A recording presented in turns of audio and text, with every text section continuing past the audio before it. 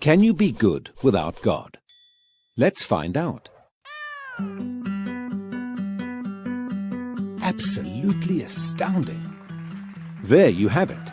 Undeniable proof that you can be good without believing in God. But wait, the question isn't, can you be good without believing in God?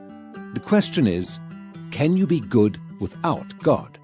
See, here's the problem. If there is no God, what basis remains for objective good or bad, right or wrong?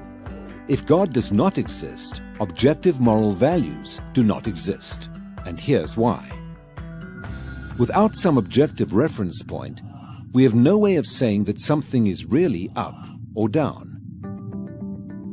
God's nature provides an objective reference point for moral values.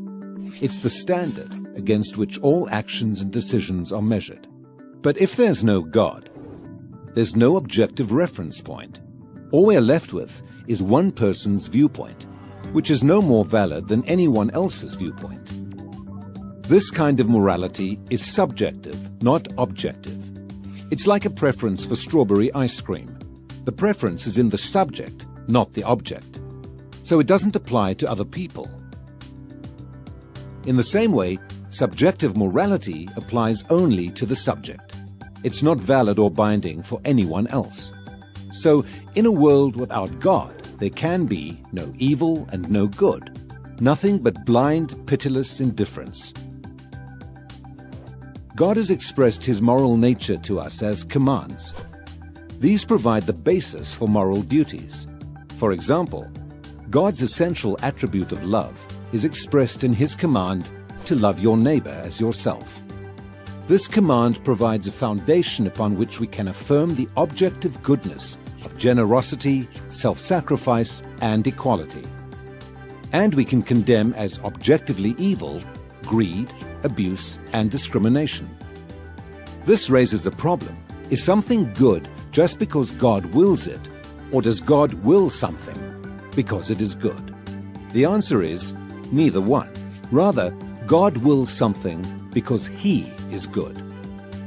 God is the standard of moral values, just as a live musical performance is the standard for a high-fidelity recording. Without your love. The more a recording sounds like the original, the better it is. Likewise, the more closely a moral action conforms to God's nature, the better it is. But if atheism is true, there is no ultimate standard.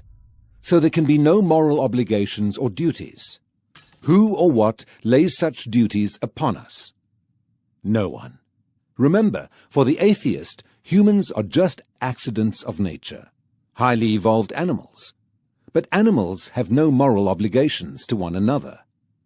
When a cat kills a mouse, it hasn't done anything morally wrong. The cat's just being a cat. If God doesn't exist, we should view human behavior in the same way. No action should be considered morally right or wrong. But the problem is, good and bad, right and wrong, do exist. Just as our sense experience convinces us that the physical world is objectively real, our moral experience convinces us that moral values are objectively real. Every time you say, "Hey, that's not fair, that's wrong, that's an injustice," you affirm your belief in the existence of objective morals. We're well aware that child abuse, racial discrimination, and terrorism are wrong for everybody, always. Is this just a personal preference or opinion? No. The man who says that it is morally acceptable to rape little children is just as mistaken as the man who says 2 + 2 = 5. What all this amounts to, then, is a moral argument for the existence of God. If God does not exist, objective moral values and duties do not exist. But objective moral values and duties do exist. Therefore, God exists. Atheism fails to provide a foundation for the moral reality every one of us experiences every day. In fact, the existence of objective morality points us directly to the existence of God.